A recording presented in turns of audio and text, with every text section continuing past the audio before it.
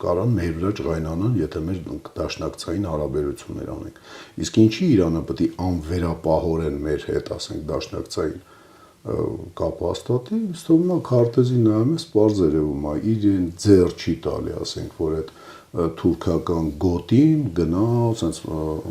միանա այն մյուս Միջին Ասիայում եղած գոտուն եւ դառնա թուրքական պատ,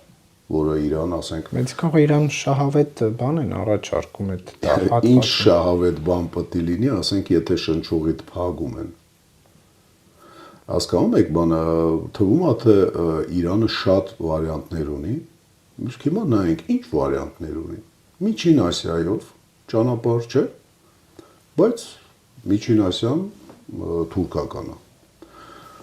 Արաբական երկրներով ճանապարհներ ունի, արաբները գրեթե ամբողջությամբ հակաիրանական ուղու վրա են կայնած, գոնե բոլոր պետությունները բացի Իրաքից։ Իրաքն էլ իր հերթին, եթե իրանական ինչ-որ շահեր պաշտպանի, իր դեմ էլ կփագեն, պատնեշ կդարձնեն։ Ինչ ամենամ Պակիստանն ու Աֆղանստանը, հա? Կարծում եք Պակիստանը իր պրո-ամերիկյան ուղուց հրաժարվելու է։